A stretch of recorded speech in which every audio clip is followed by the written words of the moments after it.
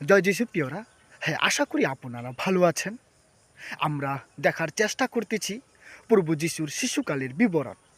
আমরা পবিত্র শাস্ত্র বাইবেল থেকে পাঠ করে দেখেছি মথি ২ অধ্যায় ১ থেকে ৪ পদকে আমরা আলোচনা করেছি। আজকে আমরা পাঠ করব মথিরই ২ অধ্যায় ৫ এবং ৬ পদকে। আসুন কি লেখা আছে আমরা পাঠ করে দেখি। এখানে এই রূপে লেখা আছে, তাহারা তাহাকে বলিলেন, যিহুদিয়ার বেথলমে, কেননা ভাববাদীর দ্বারা এইরূপ লিখিত হইয়াছে। ৬ পদ, আর তুমি হে যিহুদিয়া দেশের বৈথলম, তুমি যিহুদিয়ার অধ্যক্ষদের মধ্যে কোনো মতোই ক্ষুদ্রতম নও, কারণ তোমা হইতে সে অধ্যক্ষ উৎপন্ন হইবেন, যিনি আমার প্রজা ইজরায়েলকে পালন করিবেন।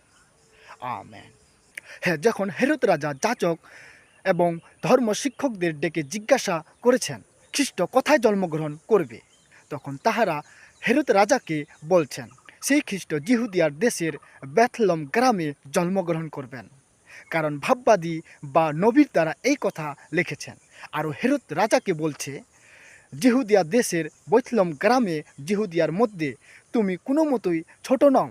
হেরোদ রাজাকে যাজক এবং ধর্ম শিক্ষকেরা উৎসাহ করছেন, কারণ তোমার মধ্যে থেকে একজন শাসনকর্তা আসবেন, যিনি ইসরায়েল জাতিকে পরিচালনা করবেন। এইরূপে পণ্ডিত এবং ধর্ম শিক্ষকেরা হেরোদ রাজাকে বলছে। যাজক এবং ধর্ম শিক্ষকদের কথা শুনে হেরোদ রাজা যে পণ্ডিতরা পূর্ব দেশ থেকে এসেছিল তাহাদেরকে কি বলে আমরা নেক্সট পার্টে দেখে নিব। তো প্রিয়রা, আমরা এখান থেকে বুঝতে পাই সে ঈশ্বর প্রভু যীশু খ্রিস্ট এই পৃথিবীতে এসেছেন মানুষের পাপ উদ্ধার করার জন্য।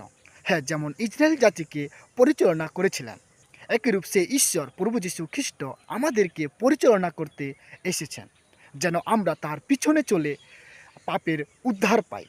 তাই আসুন প্রিয়রা, আমরাও প্রভু যীশুকে বিশ্বাস করি এবং পাপের উদ্ধার পাই। তাই আসুন, যে ঈশ্বর আমাদেরকে পরিচালনা বা সেবা করার জন্য এই পৃথিবীতে এসেছেন, আমরা সেই ঈশ্বরের অনুসন্ধান করি এবং সেই ঈশ্বরের গৌরব প্রশংসা করি। ঈশ্বর এই পঠিত বাক্যের দ্বারায় প্রত্যেককে আশীর্বাদ করুক। সকলকে জয় যিশু।